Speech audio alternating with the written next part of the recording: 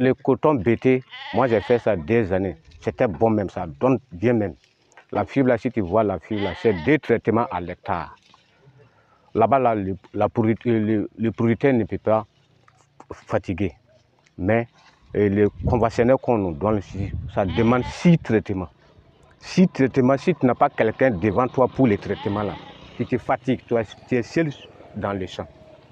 Mais le temps de traitement, peut-être tu as un malade à l'hôpital ou bien tu as un funéraire dans la famille. Si tu ne peux pas gagner quelqu'un qui part pour faire le traitement, les signes rentrent directement pour faire les capsules. Bon, le coton BT, le problème, c'est le partenaire qui dit que les fibres la courent. Voilà, quand on produit, on n'a même pas de bons prix. C'est ça que j'ai fait abandonner le coton BT. Sinon, le travail est facile par rapport au conventionnel. Là, tu peux traiter 2 fois seulement, alors que ça, la fois, aller à 5 à 6 fois. Des pâtes même. Il y a pas mal de producteurs qui réclament le coton génétiquement modifié, le CGM.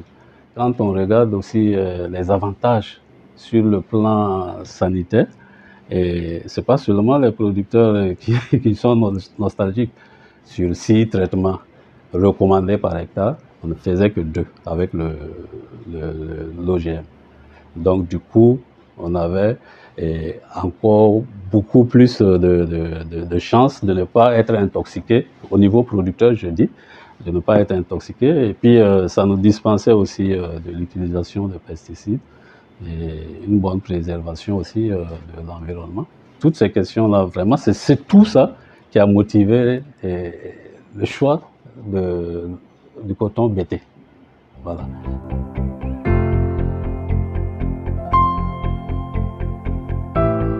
La société dit que le coton BT dans les marchés mondiaux, qu'il n'y a pas marché. C'est conventionnel qui marche. C'est pour cela qu'on est revenu sur le conventionnel. Ça ne nous arrange pas. Sur le traitement seulement. C'est sur le traitement que le producteur fatigue. Le traitement 6 fois là. Bon, en tout cas, le coton BT, c'est la politique du gouvernement. Si le gouvernement décide qu'il va amener le coton BT, les producteurs vont faire. Sinon, les producteurs, nous, on n'a rien de quelque chose à dire dedans. Donc, je pense que les difficultés liées au CGM, c'était la longueur de la fibre. Voilà, le coton étant produit pour être exporté, c'est vrai qu'on tend vers la transformation, mais il y a des qualités de fibre qu'il faut, même si on devrait le transformer localement. Il y a un type de fibre qu'il faut, notamment la question de la longueur de la fibre.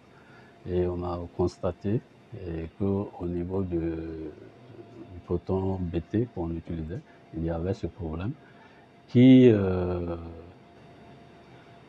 si on n'arrêtait pas, et on courait vraiment au péril. On courait au péril parce que chaque année, les ventes se faisaient avec des décotes. Bon, c'était difficile de fermer les yeux quand même là-dessus.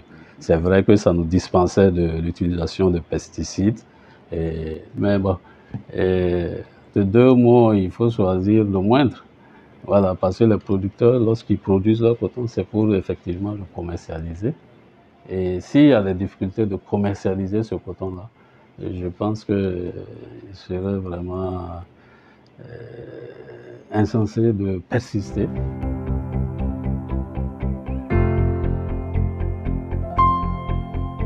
Ce n'est pas un arrêt, mais je pense que ce n'est pas un arrêt, ce n'est pas un refus de la technologie, mais c'est une suspension pour chercher mieux.